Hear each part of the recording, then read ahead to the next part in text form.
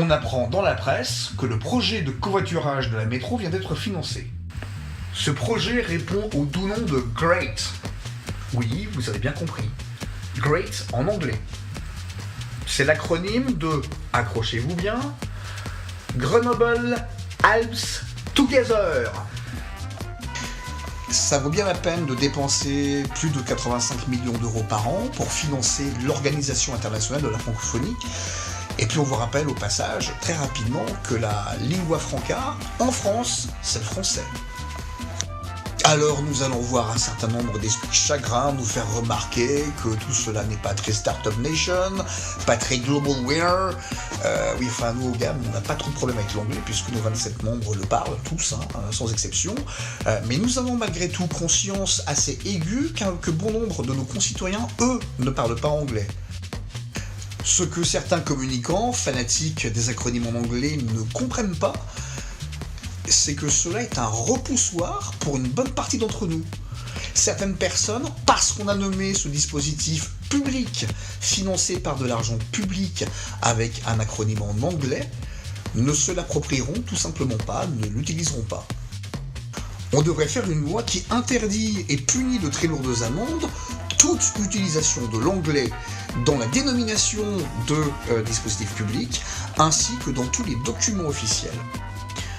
Goddamn schmucks believe that English acronyms are so cool.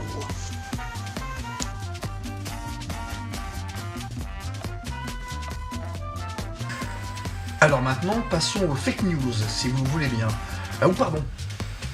Fausses nouvelles. Eh oui, fausses nouvelles, non pas fake news. Par ailleurs, le terme fausse nouvelle est celui utilisé en droit français. Un exemple est l'article L97 du Code électoral qui punit d'1 an de prison et de 15 000 euros d'amende ceux qui, à l'aide de fausses nouvelles et de bruits calomnieux, auront détourné ou surpris des scrutins ou incité à l'abstention. Ce matin, le Dauphiné Libéré nous a encore offert un grand moment de journalisme avec un article au titre absolument délicieux et qui est le suivant, Grenoble, : si on vous disait qu'Éric Piolle habite vraiment 3 petits points chez lui. Bon, comment dire ? Cet article du Dauphiné Libéré répond à une rumeur persistante qui court depuis plus d'1 an. Rumeur selon laquelle Éric Piolle posséderait une résidence secondaire du côté de Coublevis, près de Voiron, et qu'il y habiterait plutôt que de résider dans son appartement grenoblois. Alors qu'on va être très clair avec nos amis du Dauphiné Libéré, nous confirmons, sans faire d'enquête ni recouper l'information, et sans aucunement prendre le risque de nous tromper, que la résidence secondaire d'Éric Piolle, c'est effectivement chez lui, aussi. La question n'est donc pas de savoir s'il habite chez lui, mais s'il passe plus de temps dans sa résidence secondaire, s'il en a une, que dans sa résidence principale à Grenoble, ce qui d'ailleurs ne pose strictement aucun problème juridique, ça relève d'un choix personnel, c'est son droit le plus absolu, même si cela peut achoper politiquement aux entournures. Mais où ça devient un petit peu drôle, c'est quand on lit dans cet article du Dauphiné Libéré ce que suit. Ouvrez les guillemets, à Grenoble, on a déjà vu ça. Souvenez-vous de la campagne contre Dubedou en 1983, nous disait Éric Piolle depuis un appartement du centre-ville de Grenoble, un appartement dont la porte d'entrée était décorée par les dessins de sa Benjamine, car oui, nous avons vérifié, fermez les guillemets. Alors nous nous demandons candidement ce que faisait un ou plusieurs journalistes du Dauphiné Libéré dans l'appartement d'Éric Piolle. Car la question de la collusion alors se pose. On reçoit la presse à domicile ? Apéro ? Dîner ? On connaît les enfants de monsieur le maire de Grenoble ?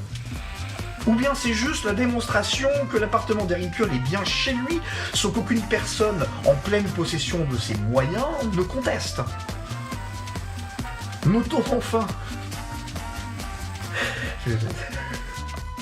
Notons par ailleurs que des dessins d'enfants décorant une porte d'entrée, vraisemblablement du côté intérieur de l'appartement, constituent bien évidemment le plus haut degré de la preuve, qui aurait suffi à Bob Woodward et Carl Bernstein pour dérouler l'affaire du Watergate et faire tomber Richard Nixon. Because people have got to know whether or not their president's a crook. Well, I'm not a crook. Pour débunker les fausses nouvelles, il va falloir être plus sérieux et plus méthodique que ça, le Dauphiné libéré. Il va falloir enquêter, vérifier l'information, pas comme vous l'avez fait par exemple avec le faux soutien de Benoît Hamon à Soukaina al-Arabi lors des dernières législatives. Parce qu'à cette occasion, vous avez propagé une fausse nouvelle tombant sous le coup des dispositions pénales du code électoral, l'article 97 que nous citions au début de vidéo, et vous êtes ainsi peut-être rendu coupable d'un délit. On dit que dans le rire, il faut toujours une graduation. Alors passons maintenant à monsieur Yann Mogabourou, également cité dans le même article du Dauphiné libéré, et qui déclare la chose suivante.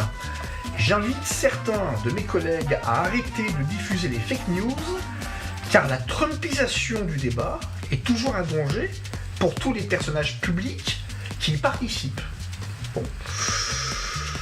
Alors, monsieur Mogabourou, les simples citoyens qui sont les premières victimes des fausses nouvelles, apparemment il n'en a cure.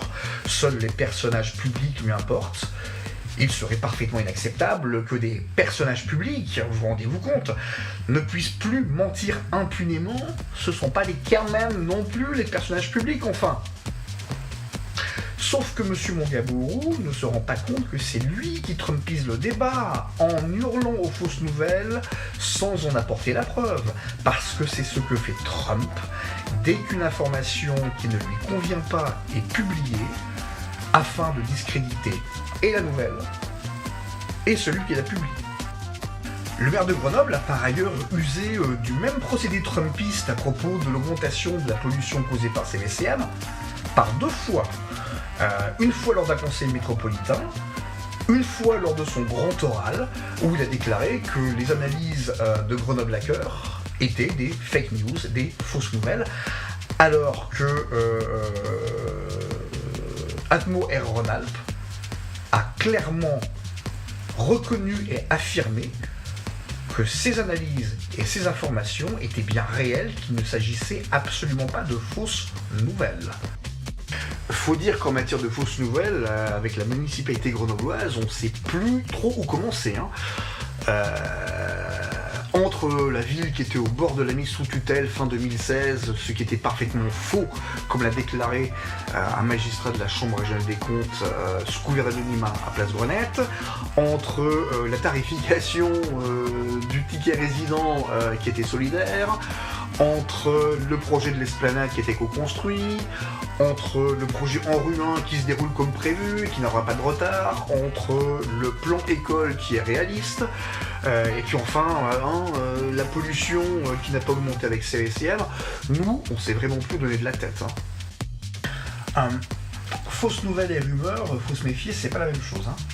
Une fausse nouvelle est une information disséminée dans l'intention de nuire et cherchant par sa forme à présenter l'aspect d'une vraie nouvelle, par exemple en imitant la mise en page d'un journal ou en utilisant la charte graphique d'une institution, d'une entreprise, etc. Et ce, afin d'abuser celui qui la reçoit. Une fausse nouvelle, c'est une opération de désinformation planifiée et exécutée dans un but précis. Alors qu'une rumeur est un phénomène de transmission large d'une histoire, à prétention de vérité et de révélation par tout moyen de communication. Voilà. Il faut également faire la différence entre la désinformation, à savoir un mensonge délibéré fait pour tromper, et la mésinformation, qui est une erreur honnête, qui est une personne qui transmet en toute bonne foi une information qui est fausse.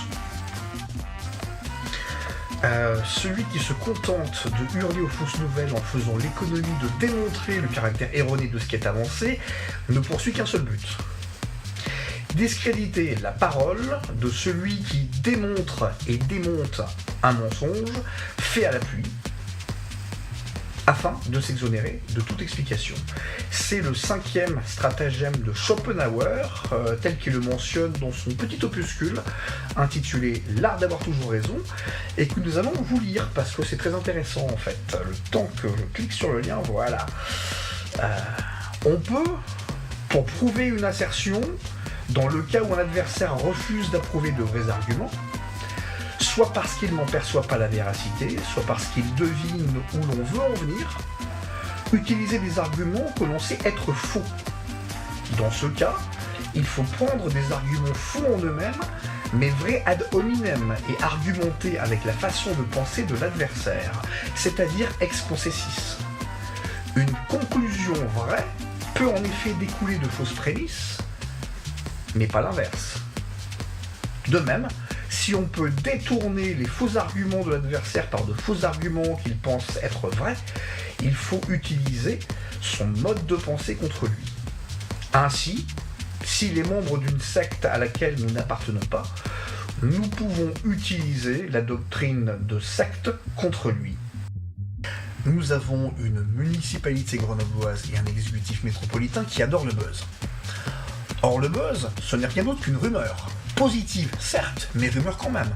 Donc quand on passe son temps à essayer de générer, à essayer de susciter des rumeurs, il est parfaitement logique que dans le lot, il y ait des rumeurs négatives et des rumeurs malveillantes. On nous parle beaucoup d'une stratégie de communication intégrale mise en œuvre par le conseiller spécial du maire de Grenoble, conseiller spécial qui est lui-même un spécialiste de Machiavel puisqu'il a passé sa thèse l'année dernière sur le Florentin.